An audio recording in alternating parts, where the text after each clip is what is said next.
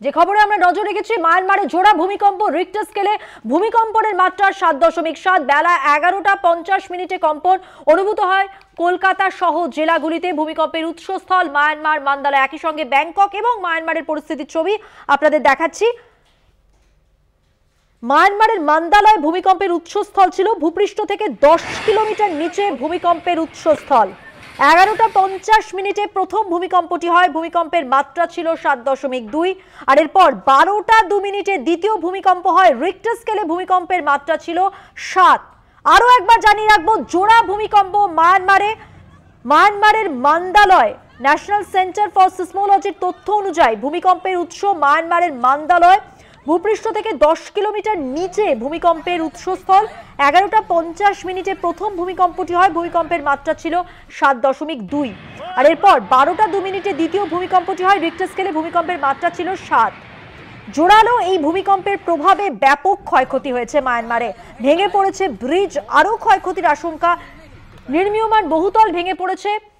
প্রশাসনের পক্ষ থেকে ক্ষয়ক্ষতির আন্দাজ করার একটা চেষ্টা চলছে। পরবর্তী সময়ে সম্পূর্ণভাবে জানা যাবে এই ভূমিকম্পের জেরে, জোড়া ভূমিকম্পের জেরে মায়ানমার এবং ব্যাংকক কতটা ক্ষতিগ্রস্ত হলো।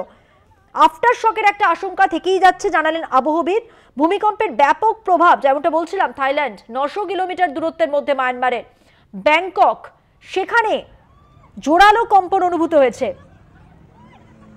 ব্যাংককে ভেঙে পড়েছে নির্মীয়মান বহুতল, ক্ষতিগ্রস্ত হয়েছে বিভিন্ন জায়গা, কম্পন অনুভূত হয়েছে হোটেল এবং শপিং মলে। জলোচ্ছ্বাস দেখা গেছে বড় বড় হোটেলের সুইমিং পুলে। কলকাতা, হাওড়া, উত্তর ও দক্ষিণ 24 পরগনাতেও ভূমিকম্প অনুভূত হয়েছে। 12:02 মায়ানমারের মান্দালয় থেকে 90 কিলোমিটার দূরে 7 মাত্রার ভূমিকম্প অনুভূত হয়। ভূপৃষ্ঠ থেকে মাত্র 10 কিলোমিটার নিচে কম্পনের কেন্দ্র ছিল। যেহেতু ভূপৃষ্ঠের এত কাছে অগভীর কম্পনের উৎসস্থল ছিল, তাই মাটির ওপর ধাক্কা অনেকটা বেশি অনুভূত হয়েছে। এখানে ইন্ডিয়ান প্লেট বার্মার প্লেটের নিচে ঢুকে গিয়েছে, অর্থাৎ একটি প্লেট আরো একটি প্লেটের ঠিক নিচে ঢুকে পড়েছে। দুটি প্লেটের মধ্যে সংঘর্ষে বিপুল পরিমাণ শক্তি জমা হচ্ছে ভূগর্ভে এবং সেই শক্তি ভূমিকম্প রূপে বেরিয়ে এসেছে। যেমনটা একটু আগে আমাদের আবহবিদ বোঝাচ্ছিলেন যে প্লেট সরলে লড়লে যে পরিস্থিতি তৈরি হয়, এক্ষেত্রে তাই হয়েছে। দুটি প্লেট মাটির নিচে, ইন্ডিয়ান প্লেট বার্মা প্লেটের নিচে ঢুকে গিয়েছে। দুটি প্লেটের সংঘর্ষে বিপুল পরিমাণে যে শক্তি জমা ছিল ভূগর্ভে, সেই শক্তি ভূমিকম্প হিসেবে বেরিয়ে এসেছে এবং ভয়াবহ আকার নিয়েছে। ভয়াবহ কম্পন অনুভূত হয়েছে, তীব্রতার পরিমাণ এবং সেই সঙ্গে ক্ষয়ক্ষতির পরিমাণ, যেমনটা আপনারা দেখতেও পাচ্ছেন ছবিতে। ব্যাংককের ছবি দেখাচ্ছি, মায়ানমারের ছবি আপনাদের দেখাচ্ছি।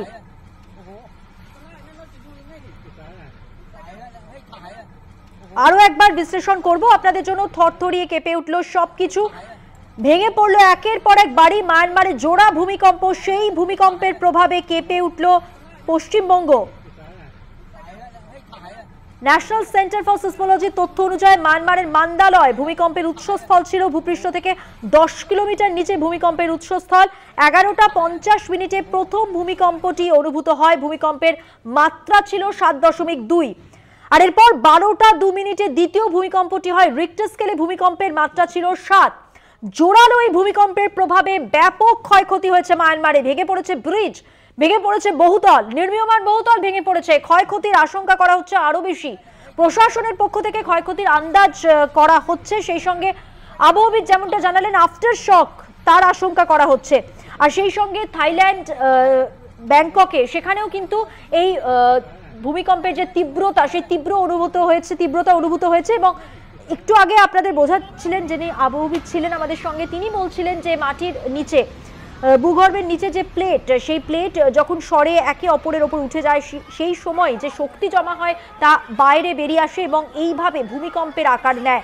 জানা গেছে এখানে ইন্ডিয়ান প্লেট বার্মা প্লেটের নিচে ঢুকে গিয়েছিল। দুটি প্লেটের সংঘর্ষে বিপুল পরিমাণে শক্তি জমা হচ্ছে ভূগর্ভে এবং সেই শক্তি ভূমিকম্প রূপে বেরিয়ে আসছে। ভৌগোলিক কারণ ব্যাখ্যা করেছেন আবহবিদ এবং সেই সঙ্গে আফটার শকের আশঙ্কা করা হচ্ছে, এমনটাও জানিয়েছেন।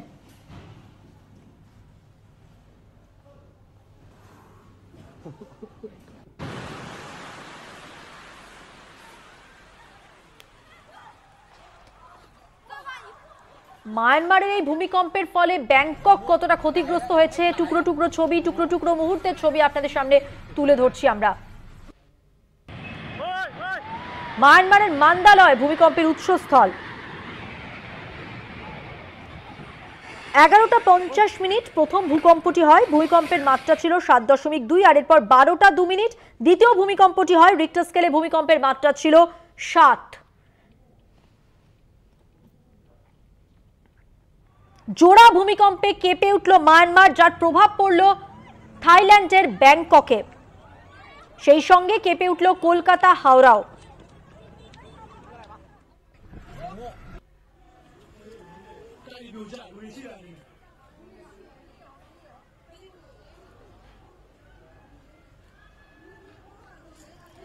জোরালো ভূমিকম্পে কেঁপে উঠল মায়ানমার।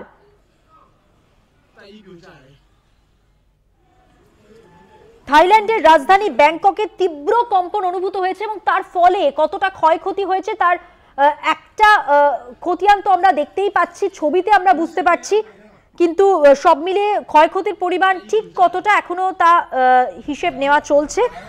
পরবর্তী সময় আমরা পুরোপুরি জানতে পারবো, কিন্তু তার আগে আপনাদের জানিয়ে রাখবো থাইল্যান্ডের রাজধানী ব্যাংককে তীব্র কম্পন অনুভূত হয়েছে। মায়ানমারের মান্দালয় ঐতিহাসিক আভা সেতু ইরাবতী নদীতে ধসে পড়েছে। একটু আগে আপনাদের বলছিলাম মায়ানমারের মান্দালয় এই ভূমিকম্পের উৎসস্থল এবং একটি ব্রিজ ভেঙে পড়েছে। সেই ব্রিজ আভা সেতু, মায়ানমারের মান্দালয় যে আভা সেতু সেটা ইরাবতী নদীতে ধসে পড়েছে এবং বিশাল ভূমিকম্পের ফলে বেশ কয়েকটি ভবন ধসে পড়েছে, অর্থাৎ বহুতল ক্ষতিগ্রস্ত হয়েছে এমনটাই কিন্তু জানা যাচ্ছে।